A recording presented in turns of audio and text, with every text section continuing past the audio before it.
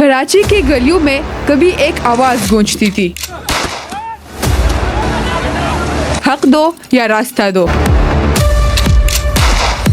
وہ آواز ہزاروں دلوں کی دھڑکن بن گئی۔ ایک یونیورسٹی کے طالب علم سے نکلی پوری شہر کی سیاست بدل گئی۔ مگر آج وہی شہر سوال اٹھاتا ہے کہ جس تحریک نے شناخت دی، آج وہ خود بے شناخت کیوں ہے؟ پاکستان کو مقبرہ بنانا نہیں چاہتے۔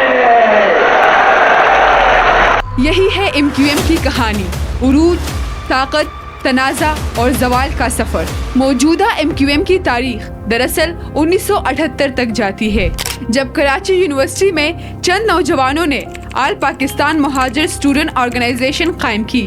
APMSO کی بقا اور اس کی تنظیمی طاقت نے ہی 1984 میں ایک سیاسی جماعت مہاجر قومی مومنٹ کی شکل اختیار کی، جسے بعد میں متحدہ کا نام دے کر قومی سطح پر متعارف کروایا۔ 1980 کی آخر ایام میں MQM نے کراچی اور دیگر شہروں میں اپنی سیاسی گرفت مضبوط کی۔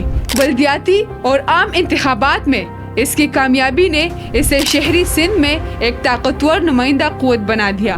خصوصاً اردو بولنے والی مہاجر طبقات کے حقوق نے اسے نوجوان، مڈل کلاس اور سرکاری ملازمین میں مقبول بنایا۔ 1992 میں جو آپریشن کیا گیا، جسے عموماً آپریشن کلین اپ کہا جاتا ہے، وہ ریاست کے طرف سے کراچی میں بڑھتی ہوئی بدامنی اور جرائم کو کنٹرول کرنے کے لیے شروع کیا گیا۔ اس آپریشن کے نتیجے میں MQM کے بعد دھڑوں پر بڑی گرفتاریوں اور سیاسی دباؤ کا مرحلہ آیا، اور اس دوران پارٹی کے تنظیمی شکل میں تقسیم اور انتشار نے جنم لیا۔ کراچی کے سیاسی نقشے پر اس کے گہرے اثرات مرتب ہوئے۔ الطاف حسین کے لندن میں طویل جلاوطنی اور وہیں سے پارٹی کی قیادت نے MQM کے نیٹ ورک کو بین الاقوامی رنگ دیا، مگر اس جلاوطنی نے وقت کے ساتھ پارٹی میں فاصلے اور اختلافات کو جنم دیا۔ اس نے جب کبھی بیرونی تقاریر میں شدت دکھائی تو اندرونی رہنماؤں اور کارکنوں میں پھوٹ پڑی اور مختلف دھڑے ابھر کر سامنے آئے۔